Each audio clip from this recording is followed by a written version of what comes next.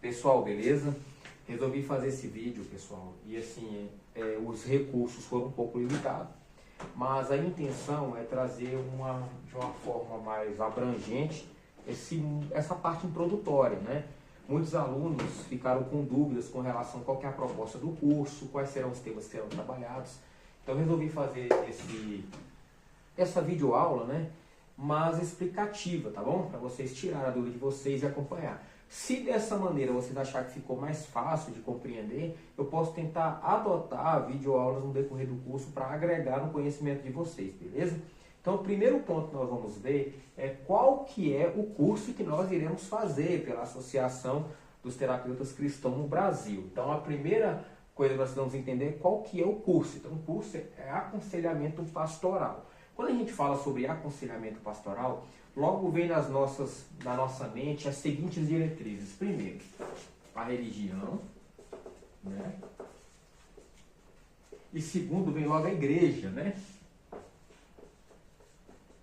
E terceiro, vem a questão do pastor, do ofício de pastor, né? Então, logo, quando a gente vê essas três diretrizes agregadas ao conjunto da ideia do curso de aconselhamento pastoral, a gente entende que o curso se trata de uma capacitação para um pastor, para um líder religioso. Bom, então eu vim aqui para quebrar esse paradigma, porque na verdade a intenção do curso é te capacitar para lidar com emoções suas e emoções alheias, né? Porque alcança tanto áreas da neurociência, né? De humanas, como por exemplo a psicologia, a psicanálise, né? E a teologia. Para quem não sabe, a teologia, o nome teologia, né? Que é o theo e o logia. Vamos lá. O theo que vem do grego Deus, né? Theos, que significa Deus. E logia, que também se originalizou do grego, significa logos, que é estudo ou doutrina.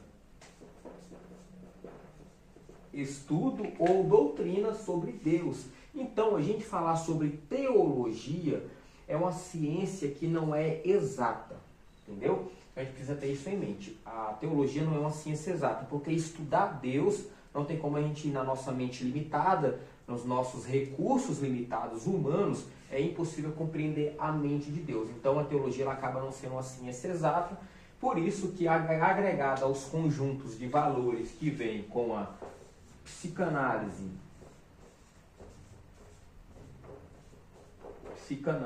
e a psicologia, ela agrega no entendimento, na noção do conhecimento do homem, né, do antropos. Então, a teologia em si não será o nosso foco. A teologia, na verdade, nós vamos usar uma das matérias que é trabalhada, né, no curso de graduação da teologia, que é a antropologia bíblica. Vou parar aqui o quadro para a gente dar seguimento. Vamos lá, pessoal, continuando. Então, nós vamos trabalhar com um tema que é a antropologia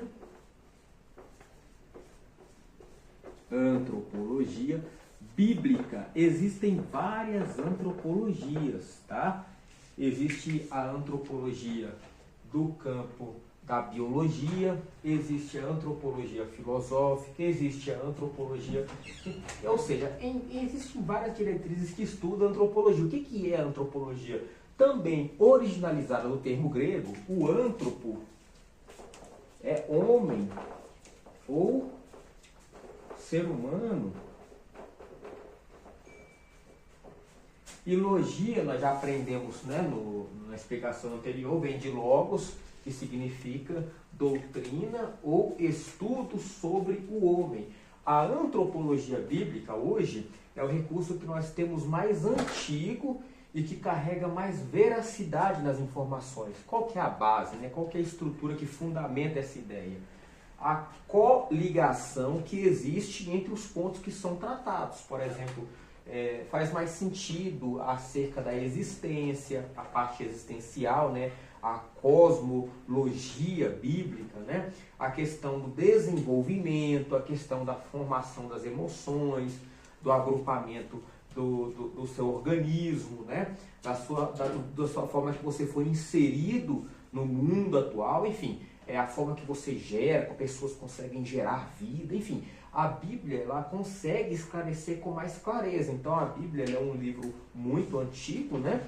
Existem manuscritos da Bíblia com mais de 5.000 anos, então 5.000 anos de civilização que escreve, né, de homens que são escolhidos por Deus para escrever parte da Bíblia, e esses livros se aglomeram formando a Bíblia. A palavra Bíblia significa o agrupamento de livros, e esses livros são formados pelos os livros do Velho Testamento, o Pentateuco, que é os 5 primeiros livros da Bíblia, é formado também pelos livros que são considerados livros da lei, né, também, os livros poéticos, os cânticos, os salmos, né, os livros dos profetas maiores e menores, os evangelhos, né, os livros da revelação, as cartas gerais, as cartas paulinas.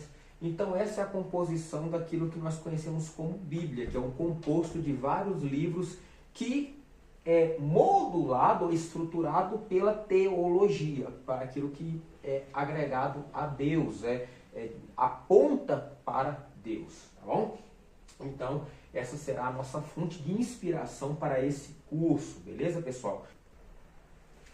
Bom, pessoal, agora que nós compreendemos que o curso não vai falar exatamente sobre religião, ou seja, eu não vou introduzir a minha fé a vocês, né?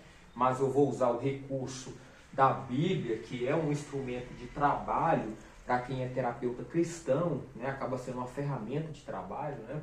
Então eu vou introduzir esse conhecimento agregado a outros conhecimentos, que é o que nós vamos falar agora. Por exemplo, a psicanálise. A psicanálise. Pessoal, a psicanálise, a gente vai usar nesse curso que nós vamos fazer, o modelo de Freud e de Jung, que são duas figuras importantíssimas, né? Jung foi aluno de Freud, e Freud foi considerado o pai da psicanálise. Vamos trabalhar também com alguns conceitos como de alguns outros nomes que nós vamos citar ao longo do curso, mas eu costumo embasar as minhas ideias na construção da minha didática, né, de educação, de aplicação do curso, né? Eu costumo introduzir métodos que são mais clássicos, porque o clássico ele é irrefutável quando você consegue ter uma estrutura que é coesa, né? Então, informações que não dão vazão para a dúvida, é mais fácil da gente usar como base para estruturar principalmente um tema que é tão complexo como a mente humana, né? Então, com isso, pessoal, nós entendemos essa parte introdutória que nós vamos trabalhar. E agora eu vou dar aqui uma noção da antropologia para que vocês estejam cientes de como vai ser a recorrência desse nosso curso, beleza? Então vamos lá, pessoal, a antropologia bíblica agora, que nós será o nosso fundamento. Primeiro nós precisamos entender uma coisa. Nosso primeiro módulo que nós vamos trabalhar, nosso curso, é o psique humana. Só que para a gente chegar na psique humana, né, que já é a parte da mente, da psique humana, para a gente chegar nessa parte, nessa etapa, a gente tem um longo caminho para trilhar, que é a questão da formação do homem. Exatamente onde a Bíblia é introduzida. Porque Freud ele sempre vai acreditar no modelo, por ele ser um cientista, Freud e Jung, que serão nossa parte psicanalística de avaliação, né? Nossos modelos de psicanálise de avaliação, que são os pais da psicanálise, né? Então eles olham para o homem num processo evolutivo. Já a Bíblia aponta para o homem num processo de criação, que é o que nós vamos entender aqui agora. Veja bem. O homem, se você é um fenômeno, você é um abraço, eu e você, né? Nós somos um abraço da natureza. Eu vou explicar como. Nós é igual a um abraço da natureza. E eu vou explicar isso aqui. Nós somos formados por matéria, né? E o que é a matéria? Para entendermos a matéria, nós precisamos entender que a matéria é formada por alguns estados, né? Quais são os estados da matéria? É o sólido, o líquido e o gasoso. Além desses, nós temos o plasma. Aliás, são mais de 50. Vou colocar aqui o plasma. São mais de 50 estados da matéria já identificados pela física, né? Entretanto, os mais comuns são esse aqui: sólido, líquido, gasoso e o plasma, né?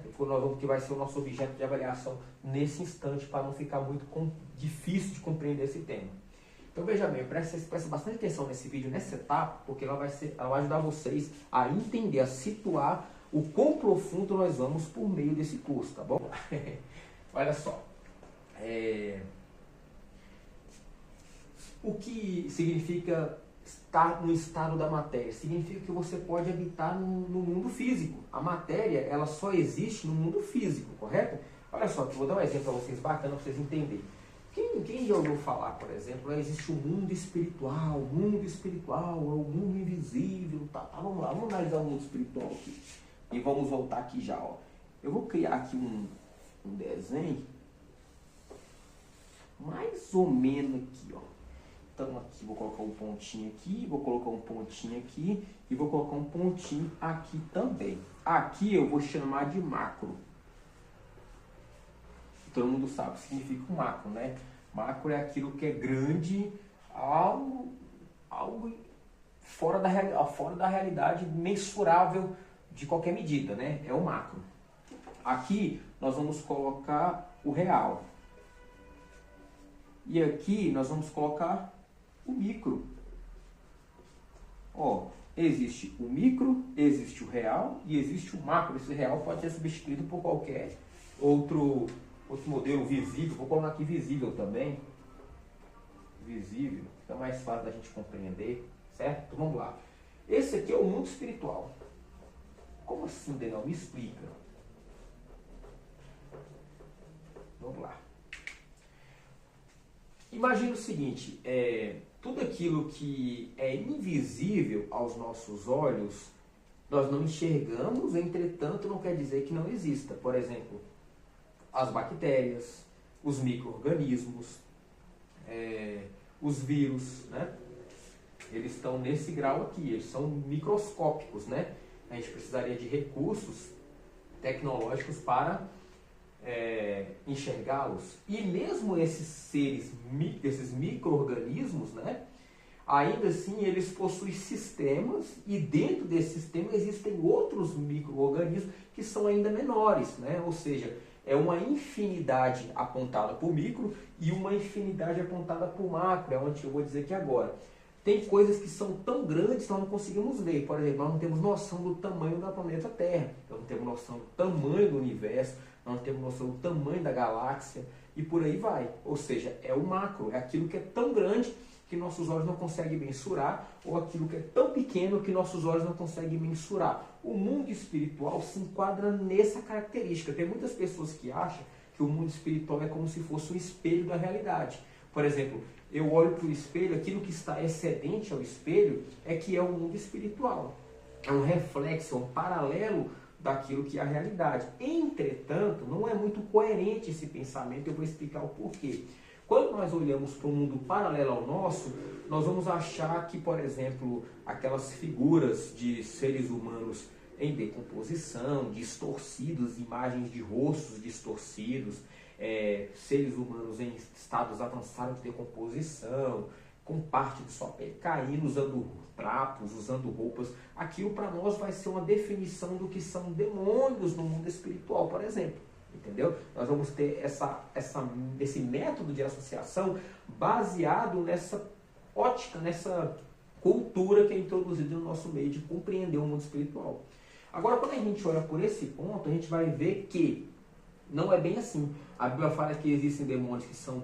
a Bíblia ela usa muito a linguagem popular da época, né? Que os escritores escreveram. Então, para ficar mais fácil de compreender. Então, em Apocalipse, por exemplo, vai falar que tem demônios que são do tamanho de rãs, e tem demônios que são gigantescos, né, que são enormes. Então, essa era a dinâmica, né, que o autor queria trazer, só que trazer para aquele público daquela época. Para nós hoje, nós conseguimos compreender com essa ótica, entende?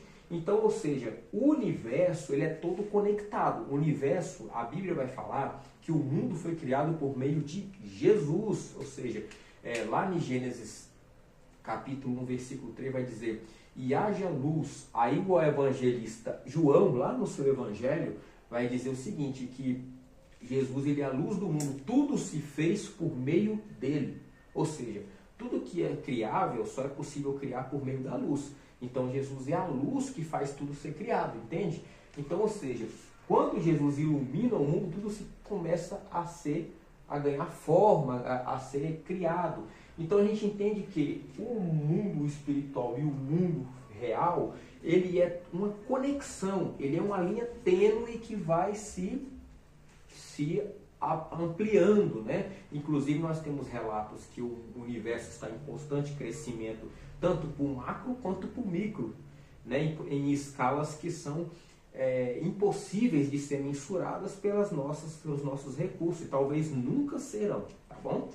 Então, ou seja, entendendo essa lógica, nós entendemos que o mundo espiritual ele é uma parte de tudo que nós vivemos, é uma conexão. E por que não podemos enxergar? A Bíblia fala que de seres espirituais. O que são seres espirituais? Que não possuem estados da matéria. E esse estado da matéria ele só existe numa proporção dentro desse plano que eu desenhei aqui, do real, do visível, que seria um plano material, entende? Aquilo que é real, aquilo que é visível, aquilo que é palpável, aquilo que pode ser sentido ou afetado por meio dos nossos sentidos, entende? Eu sei que está parecendo uma confusão, um agrupamento de muita informação, mas no decorrer do curso a gente vai desembaralhando essas informações e vai fazendo mais sentido para vocês.